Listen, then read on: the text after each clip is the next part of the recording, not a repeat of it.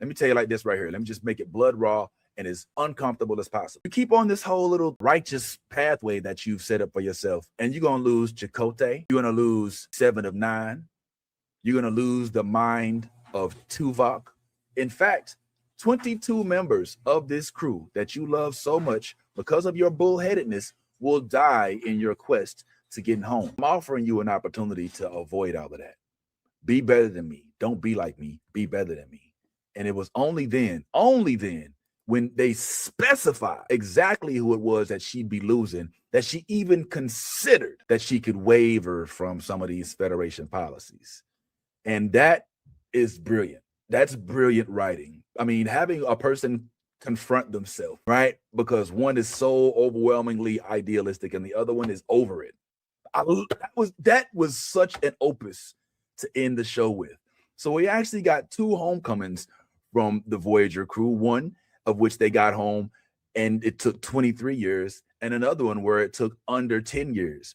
And the other one that took under 10 years was so dope because we get to see Janeway once again go back to war with the Borg. And when she does it so crazy, like she actually had an armor fixer on her on her ship.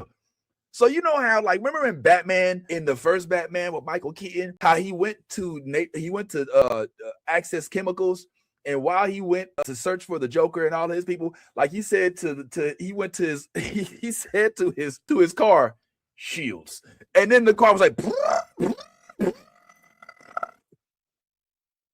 Janeway had shields like that for her ship, and they guarded against the Borg. Like they didn't call it shields. I think she called it. What was the word she used? She says activate. Dang, I forgot. It wasn't shield, man. I'm gonna need that.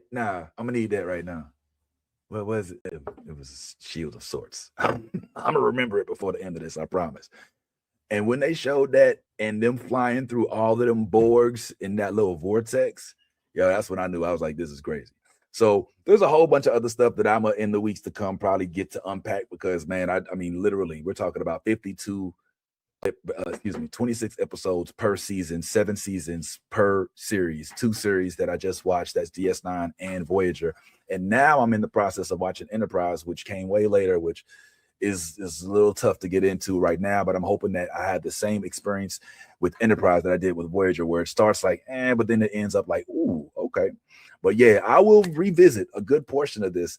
One thing that I am very eager to revisit is the whole concept of the Qs. One of my favorite episodes was episode 19 of season 7, where we get to meet not just Q's, not Q, but Q's son. And I know he was a baby before and that Janeway was designated as his godmother, but man, when you meet young Q, bro, like, crew Q's crazy. These omnipotent folks and their association with the continuum.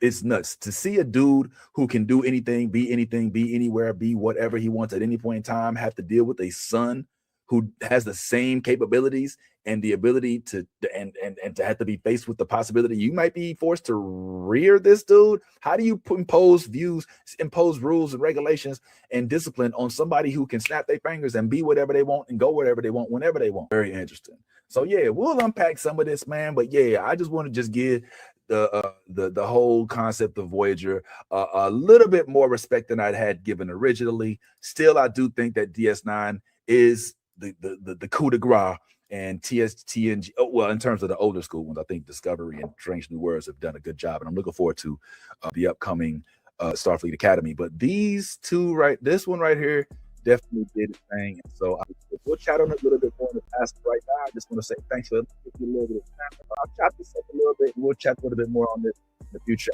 as a good portion more of the Star Trek realm. Y'all check me later. Deuce. The new Blurred Order is one of my favorite places to visit. I hope you'll join us next time.